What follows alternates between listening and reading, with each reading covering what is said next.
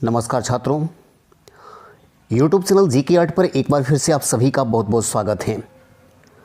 छात्रों, आज हम आपके सामने करंट अफेयर के कुछ क्वेश्चन को लेकर आए हैं जो इधर जो भी एग्ज़ाम होने वाले हैं उन सभी एग्ज़ाम के लिए बहुत ही उपयोगी होगा और आप इस करंट अफेयर को पढ़ के आने वाले समय के जो एग्ज़ाम होंगे उस एग्ज़ाम को और बेहतर कर सकते हैं।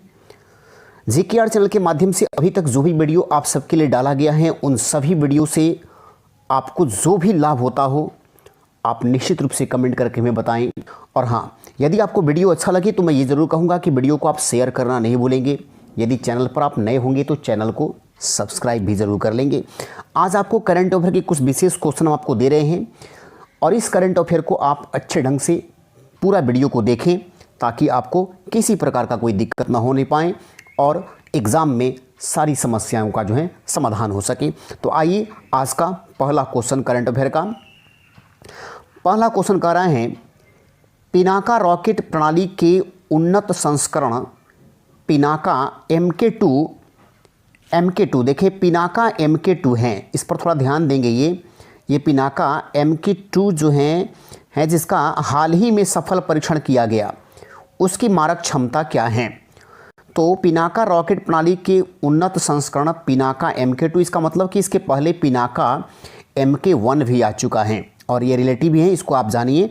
पिनाका MK1 जिसकी मारक क्षमता 37 किलोमीटर थी, लेकिन अब पिनाका MK2 जो कि उससे भी उन्नत संस्करण का है, देखिए यहाँ पर लिखा भी गया है उन्नत संस्करण का है।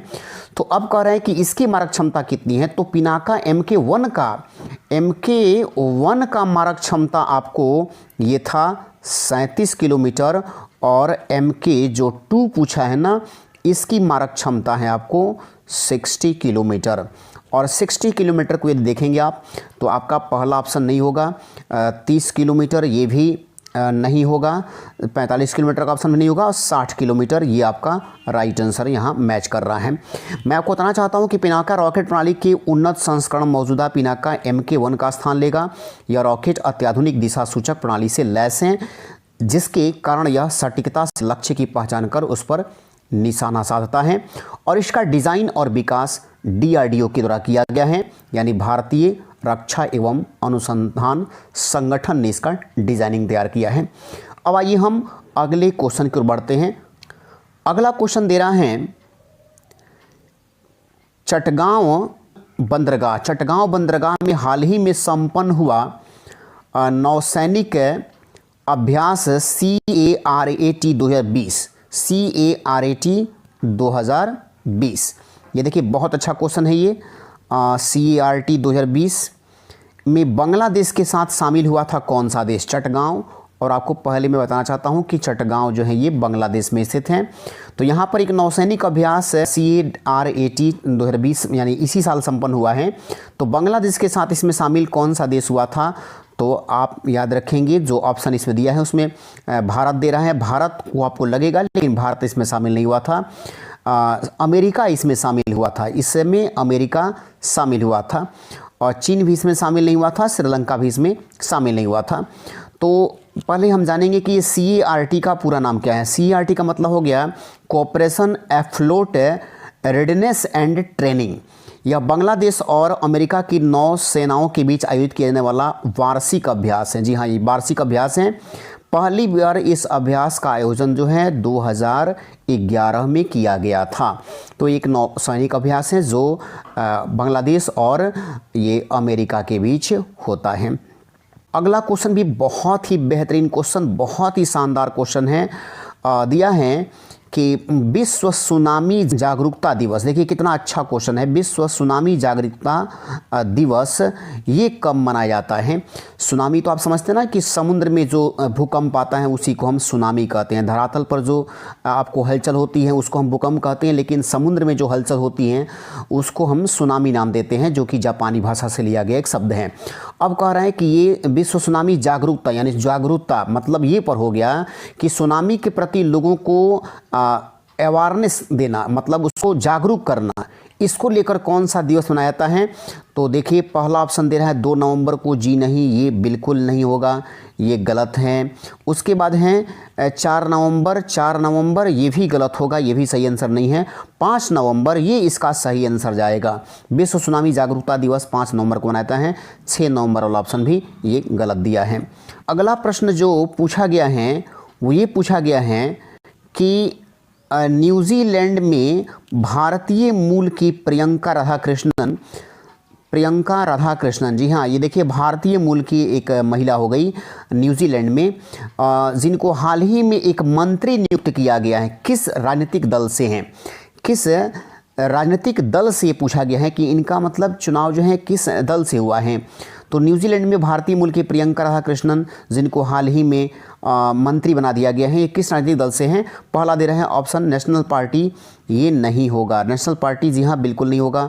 कंजर्वेटिव पार्टी, देखिए यहाँ पर कंजर्वेटिव पार्टी दे रहा है, तो ये भी नहीं होगा, ये भी आंसर नहीं बनेगा। लेबर पार्टी, जी हाँ ये सही है, ये सही उत्तर दिया हुआ है, लेबर पार्टी है उसका। कम्युनिस्ट पार्टी ये भी आंसर नहीं होगा।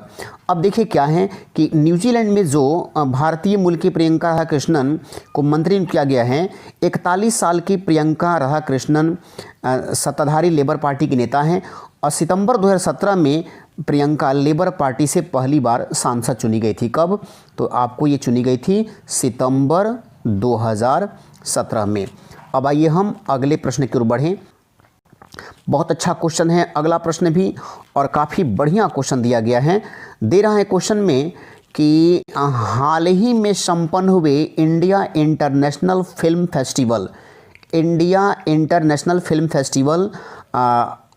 IIFF 2020 में लाइफ टाइम अचीवमेंट पुरस्कार से किसको सम्मानित किया गया है? देखिए बहुत अच्छा क्वेश्चन दिया गया है।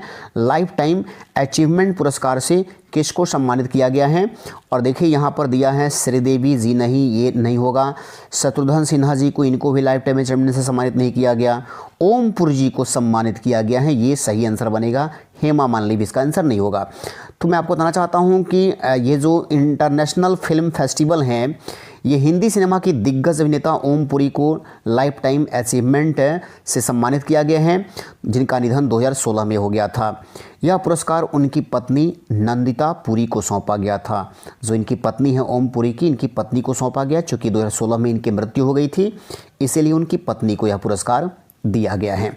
अब आइए हम अगले प्रश्न की ओर बढ़ते हैं। देखिए बहुत ही शानदार क्वेश्चन। निम्न में कौन सा राज्य 1 नवंबर को अपना स्थापना दिवस नहीं मनाता है? देखिए दे रहा है कि कौन सा ऐसा राज्य है जो 1 नवंबर को अपना स्थापना दिवस नहीं मनाता है। दे रहा है मध्य प्रदेश अपना स्थापना दिवस 1 नवंबर को ही मनाता है। ये उसके बाद छत्तीसगढ़ भी 1 नवंबर को मनाता है। कर्नाटक भी 1 नवंबर को ही मनाता है। उत्तराखंड ये 1 नवंबर को नहीं मनाता है, ये इसका आंसर नहीं बनेगा। तो इस तरह से अगर हम देखें, यही नहीं मनाता है और यही पूछा गया है सवाल में कि कौन नहीं मनाता है। तो अगर नहीं मनाता है कौन? उत्तराखंड, इसलिए उत्तराखंडी हमारा क्या बन जाएगा? अब आंसर बन जाएगा, और बाकी सब के सब अब क्या हो जाएंगे? ये गलत हो जाएंगे। आइए मैं थोड़ा सा डिस्कस कर देता हूँ कि किस प्रकार से स्थिति बन गई है। तो मैं आपको बताना चाहता हूँ कि 84वां जो संविधान संशोधन किया गया था, संविधान संशोधन ये किया गया था 2000 ईस्वी में। और जब ये किया गया तो 1 नवंबर 2000, फिर उसके बाद 9 नवंबर 2000 और फिर एक 15 नवंबर 2000। तो 1 नवंबर को ये बना था एक नया राज्य। 1 नवंबर 2000 ईस्वी को छत्तीसगढ़, जो भारत का 26वां राज्य बना। उसके बाद 9 नवंबर को बना था ये उत्तराखंड, जो कि उत्तर प्रदेश से काटकर बनाया गया, छत्तीसगढ़ को MP से काटकर बनाया गया। और 15 नवंबर को बिहार से काटकर एक अलग राज्य बना था, कौन सा? झारखंड, जो भारत का ये आपको 28वां राज्य था।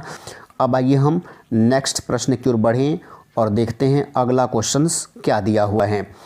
अगला क्वेश्चन हमसे ये पूछा गया है कि विश्व नगर दिवस, जी हाँ वर्ल्ड सिटीज़ डे, ये बहुत अच्छा क्वेश्चन है भाई जी। ये वर्ल्ड सिटीज़ डे कब मनाया जाता है, ये कब मनता है वर्ल्ड सिटीज़ डे? तो देखिए ऑप्शन दे रहा है क्या, 31 अक्टूबर। जी हाँ, ये पहला जो ऑप्शन दिया है ना वही आपका सही आंसर बनेगा। 31 अक्टूबर को ही वर्ल्ड सिटीज़ डे मनाया जाता है। 31 अक्टूबर वर्ल्ड सिटीज़ डे। 1 नवंबर को ये नहीं होगा, 2 नवंबर को भी नहीं होगा, 3 नवंबर को नहीं होगा। और मैं आपको बताना चाहता हूँ कि प्रत्येक वर्ष 31 अक्टूबर को विश्व नगर दिवस के रूप में मनाया जाता है। यह दिवस शहरीकरण की चुनौतियों का सामना करने और दुनिया भर में सतत शहरी विकास में योगदान करने के उद्देश्य से प्रत्येक साल मनाया जाता है। चलिए हम अगले प्रश्न की ओर बढ़ते हैं। अगला प्रश्न दिया है, निम्न में से किस राज्य ने सब्जियों के लिए, जी हाँ, किस राज्य ने सब्जियों के लिए न्यूनतम समर्थन मूल्य MSP तय करने की घोषणा की है? देखिए बहुत अच्छा क्वेश्चन है। और ऑप्शन देखिए दे रहा है, हरियाणा ये नहीं होगा, मध्य प्रदेश नहीं होगा, राजस्थान भी नहीं होगा। इसका सही आंसर होगा केरल। केरल सरकार ने राज्य में सब्जियों के लिए न्यूनतम जो है ना ये समर्थन मूल्य तय करने की घोषणा कर दी है। राज्य के मुख्यमंत्री पिनाराई विजयन जो हैं उन्होंने इसकी घोषणा 28 अक्टूबर को की थी। और इसी के साथ केरल सब्जियों के लिए MSP तय करने वाला ये पहला राज्य बना है, यानी कि फर्स्ट स्टेट है ये। MSP सब्जियों के लिए न्यूनतम समर्थन मूल्य तय करने वाला ये इंडिया का पहला स्टेट बन गया है। अब आइए हम नेक्स्ट प्रश्न की ओर बढ़ते हैं। निम्न में किस राज्य में भूमि स्वामित्व अधिनियम संबंधी कानून में संशोधन किया गया है? और देखिए ऑप्शन क्या कह दे रहे हैं, तमिलनाडु ये इसका आंसर नहीं बनेगा, बिल्कुल गलत है ये। केरला भी नहीं बनेगा, ये इसका राइट आंसर बनेगा जम्मू कश्मीर, जम्मू कश्मीर बनेगा। पश्चिम बंगाल भी नहीं बनेगा। तो मैं आपको बताना चाहता हूं कि केंद्र सरकार ने जम्मू कश्मीर में भूमि स्वामित्व अधिनियम संबंधी कानून में संशोधन किया है। इस संशोधन के बाद अब देश का कोई भी नागरिक जम्मू कश्मीर में अपने घर या कारोबार के लिए ज़मीन खरीद सकता है, चूँकि 370 वहाँ पर समाप्त हो चुका है। हालांकि खेती की ज़मीन सिर्फ राज्य के लोगों के लिए ही रहेगी, है ना, मतलब कारोबार करने के लिए तो आप कर सकते हैं, बट खेती करने की जो ज़मीन होगी ना वो सिर्फ जम्मू कश्मीर के लोगों के लिए होगी, ये दूसरे के लिए तय नहीं किया गया है, तो इसको ध्यान रखेंगे आप। आइए हम देखते हैं अगला प्रश्न। अगला प्रश्न क्या पूछा गया है, बहुत अच्छा प्रश्न दिया हुआ है। और ये प्रश्न क्या कह रहा है कि भारत में हाल ही में राष्ट्रीय एकता दिवस कब मनाया गया था? राष्ट्रीय एकता दिवस, तो इसको कहने की आवश्यकता नहीं है, बिल्कुल आप अच्छी तरह जानते हैं कि भारत के आयरन मैन यानी लौह पुरुष सरदार वल्लभ भाई पटेल कहे जाते हैं। और इन्हीं को ध्यान में रखकर भारत में राष्ट्रीय एकता दिवस मनाया जाता है। चूँकि इन्होंने संपूर्ण देशी रियासतों का एकीकरण किया था, इसीलिए इनको आयरन मैन ऑफ इंडिया नाम भी दिया गया था। तो 31 अक्टूबर इसका सही आंसर होगा। 31 अक्टूबर इसका सही आंसर बनेगा। 16 अक्टूबर ये नहीं होगा, 19 अक्टूबर भी नहीं होगा, 11 अक्टूबर भी नहीं होगा। और आपको पता है कि 2014 से सरदार वल्लभ भाई पटेल के जन्मदिन को ऐसा ही मनाया जाता है, यानी कि राष्ट्रीय एकता दिवस ये कब से मनाना शुरू किया गया? 2014 से, जब नरेंद्र मोदी जी भारत के प्रधानमंत्री बने। और इस बार भी स्वयं नरेंद्र मोदी भारतीय प्रधानमंत्री जाकर वहाँ पर स्टैचू ऑफ यूनिटी, जहाँ पर इनकी विश्व की सबसे ऊंची प्रतिमा बनी हुई है, उस प्रतिमा पर जाकर इन्होंने माल्यार्पण किया था और एक संदेश देने की कोशिश की कि जो देश के सबसे बड़े व्यक्ति हैं उसका सम्मान बहुत ही अच्छे ढंग से होना चाहिए। आपको ये पता भी होना चाहिए कि 3300 करोड़ रुपया लगाकर स्टैचू ऑफ यूनिटी यानी सरदार वल्लभ भाई पटेल की मूर्ति को बनाया गया था। और उसके लिए 3300 करोड़ के अगर 33,000 करोड़ भी लगा दिया जाए तो ऐसे राष्ट्र पुरुष के लिए तो ये कर्तव्य भारत सरकार का बनता ही है। इसलिए इन व्यक्ति का सम्मान होना बहुत ही ज़रूरी है। अब आइए हम अगले प्रश्न को देखते हैं। और अगला प्रश्न क्या पूछा गया है? अगला प्रश्न ये दिया गया है कि निम्न में किस राज्य में त्रिस्तरीय पंचायती राज अधिनियम को अपनाने की हाल ही में मंजूरी दी गई है? त्रिस्तरीय पंचायती राज व्यवस्था को अपनाने की हाल में मंजूरी कौन दिया है? तो झारखंड ये नहीं होगा, उत्तराखंड भी नहीं होगा, जम्मू कश्मीर बनेगा, जो कि भारत का केंद्र शासित प्रदेश है। तो इसका राइट आंसर क्या बनेगा? जम्मू एंड कश्मीर। ठीक है ना। तो ये रहा आपकी आज के कुछ प्रमुख करंट अफेयर। चलिए हम अगले क्लास में फिर आपके सामने हाजिर होंगे, तब तक हम आपसे विदा लेते हैं। धन्यवाद।